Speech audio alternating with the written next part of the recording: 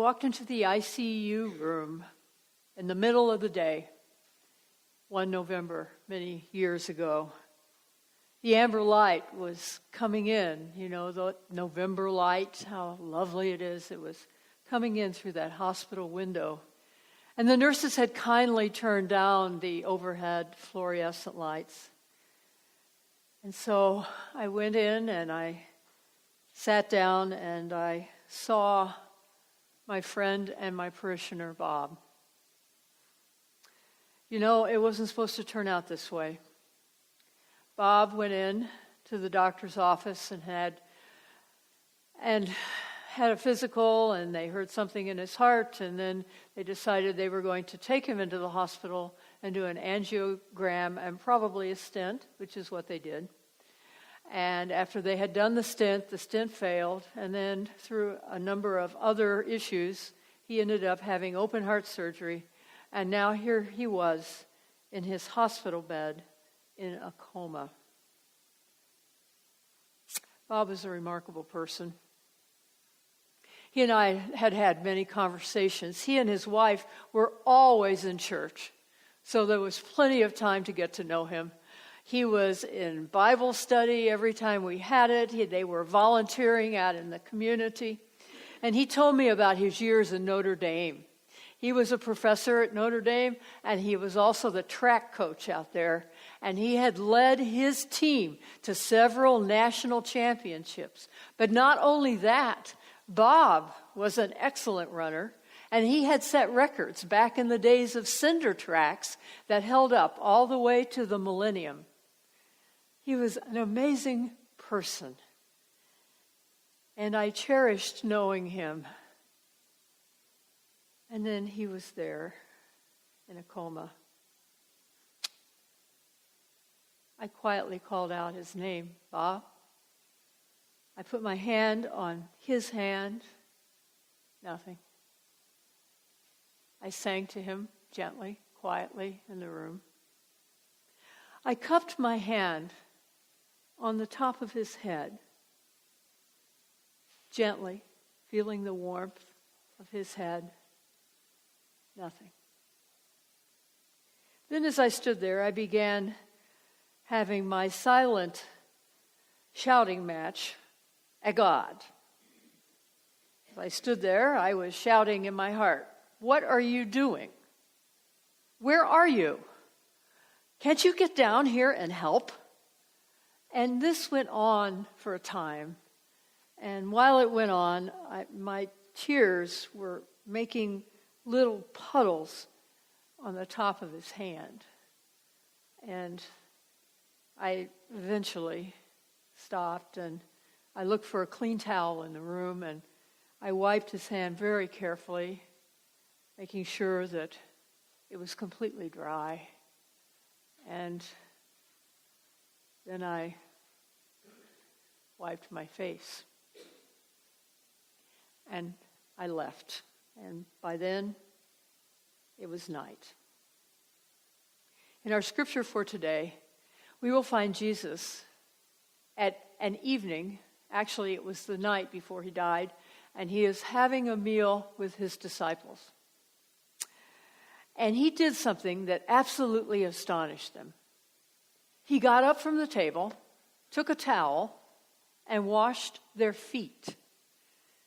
So listen with me as I read to you this remarkable story that can only be found in the Gospel of John. And it is in the 13th chapter, starting with the first verse. Now before the festival of the Passover, Jesus knew that his hour had come to depart from this world and go to the Father. Having loved his own who were in the world, he loved them to the end. The devil had already put into the heart of Judas, son of Simon Iscariot, to betray him. And during supper, Jesus, knowing that the Father had given all things into his hands, and that he had come from God and was going to God, got up from the table, took off his outer robe, and tied a towel around himself. Then he poured water into a basin and began to wash the disciples' feet and wipe them with the towel that was tied around him. He came to Simon Peter, who said to him, "Lord, are you going to wash my feet?"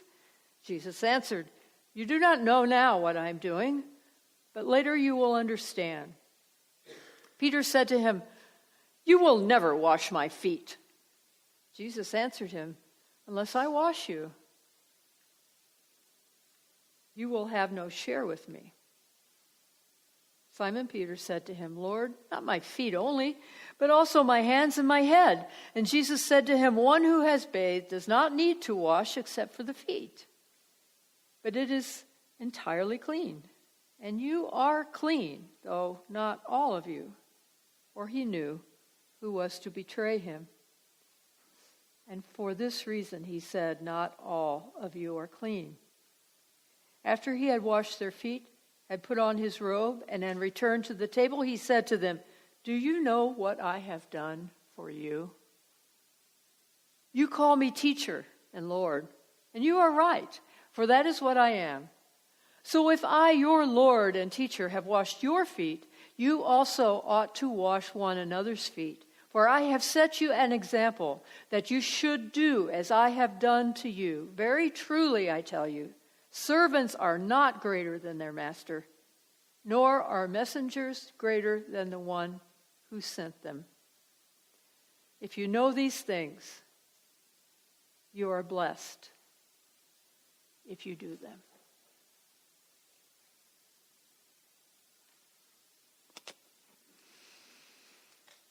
A week later from when I was standing there at Bob's bed, I went to visit him again.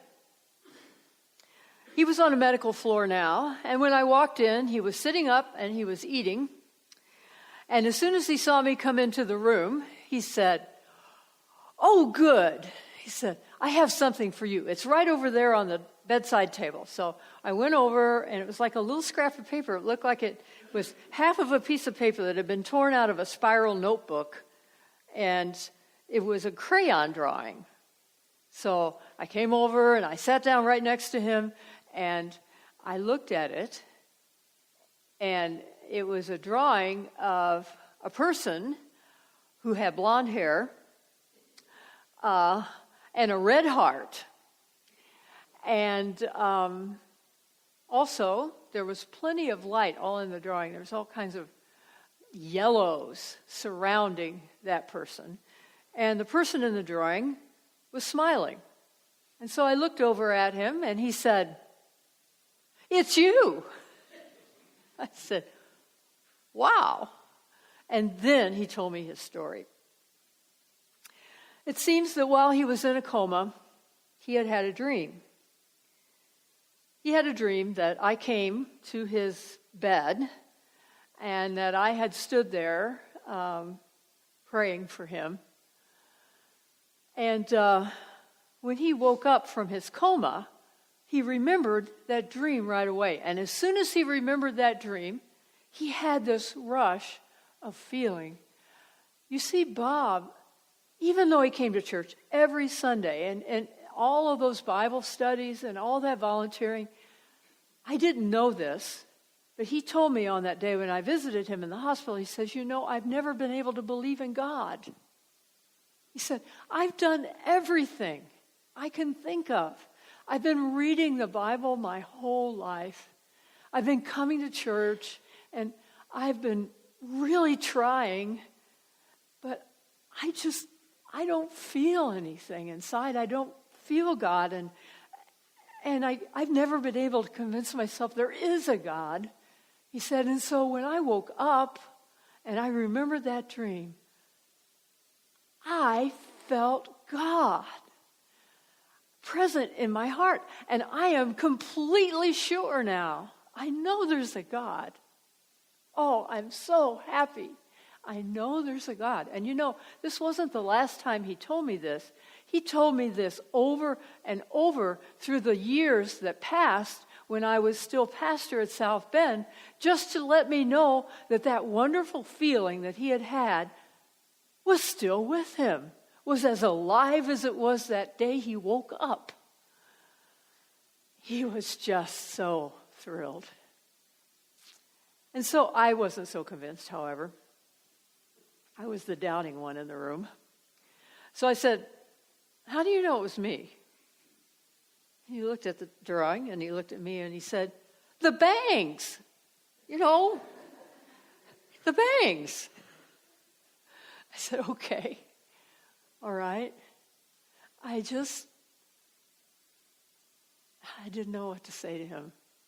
But I did know that something had happened to him, and it was just so profoundly powerful. And he had been trying his whole life. He was now close to 80, and then he experienced God. Wow. Well, it's pretty hard to understand what the disciples might have been experiencing that night, the night before Jesus died, what they were thinking about God.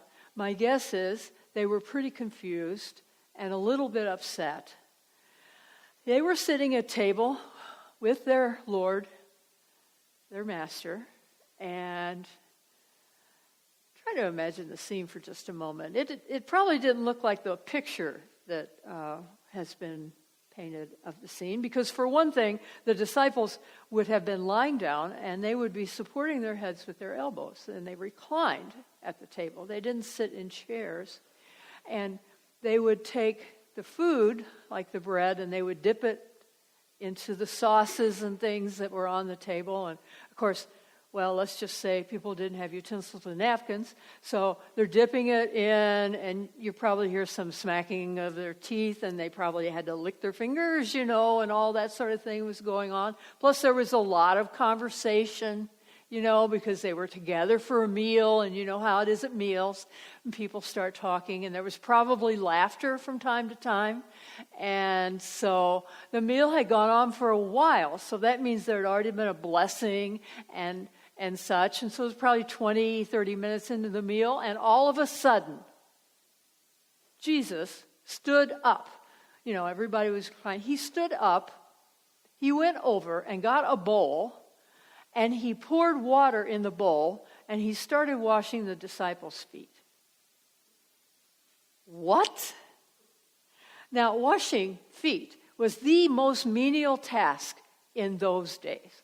They got women to do it. That tells you how menial it was. Or the lowest servant in the whole household. But it seems that there was no servant in the household that night, and the disciples were not going to volunteer to wash each other's feet because, well, let's just say it may have been like it was in the other Gospels, where the disciples were arguing about who was the greatest, and nobody was going to want to start washing feet. So Jesus, seeing that they were propped up with their dirty feet hanging out, and nobody had washed them, got up, and he poured water in a bowl, and he started asking them to put their feet in the bowl. And then he would take another pitcher of water, and he would pour it over their feet until their feet were really, really wet, and he would work on their feet to get the mud out of, the bottoms of the feet and between the toes. And then he would take a towel, and he would wipe their feet until their feet were completely dry. It's wonderful to have something like that done to your feet by somebody else besides yourselves, yes. And he did that for all 12 disciples. It probably took quite a while. And it certainly was one of the more shocking things that he had done with his disciples. Well, there was a little bit of struggle about it. Jesus carrying a towel. Now, remember, this is Reign of Christ Sunday. Jesus is not supposed to be picking up a towel. He's supposed to be the king. But here he is. He's picking up a towel. You know what we use towels for? We dry the dishes. We wipe up tables. We wash out wounds. We swaddle children. We wipe up babies. Yeah, that's what we do with a towel. Towels are not a symbol of power. Each one of us, when we were babies, volunteered to allow some person who loved us to wipe us clean. And we may do that again someday as we get older or if we become very ill. That's what a towel is for. Jesus picked up a towel. Peter, on the other hand, you know Peter's reputation, protested. "You will never wash my feet," he said. Jesus says, "If I don't wash your feet, then you will not be part of me." And notice that Jesus went ahead and washed Peter's feet, but he washed Judas's feet. He knew that Judas was going to betray him. Fact of the matter is, Jesus probably even knew they were all going to run away from him when he needed them the very most, and he still washed their feet that night. Every one of them. I'm beginning to think that there is not a single person on this planet that Jesus wouldn't wash. I mean, if he would wash the disciples' feet the night before he died, I'm sure he would wash our feet too. That's just the way Jesus was. You know, I never told Bob what really happened the night I went and visited him when he was in a coma. I knew he wouldn't understand it, and I didn't understand it either, just like the disciples didn't understand what Jesus was doing with them when he washed their feet. I never told Bob that I came in and I was full of despair and anger. I never told him I cried and got his hand all wet, and I never told him that I had wiped his hand, and that I was so ashamed of being so emotional and had taken this towel and wiped my face that by the time it was dark, which is when I left, I skulked out of the ICU trying to make sure nobody saw me with my red face. I never told any of that to Bob. Which is just as well, because it turns out that Bob had something to teach me, just like Jesus had something to teach his disciples the night that he washed their feet. Bob taught me that there is more to prayer than just a victory or a crown. More to it than that. He taught me that out of despair and darkness, towels and tears, new life can happen. That's right. New life. That's in fact where it comes from. Bob lived a number of years after this incident, but the thing that he never forgot was the fact that he had that feeling, that experience of God in his heart. It completely changed his life. And he would tell about it to me from time to time, and it makes me remember, I guess, that we are called by Jesus to do the same thing that he did for his disciples. We are called to wash the wounds of our weary world in his name. And when we do that, that's when we begin to understand what this is all about. That is when we start to understand that what we need isn't someone who wears a crown. What we need is someone who has a towel. That's what we've always needed. And that is what we still need. And we can do this for one another. And the more we help out others in this way, the more we will begin to experience that new life. Bob felt all the rest of his years that new life after that day. And after he told me his story, I felt it too. And I still do.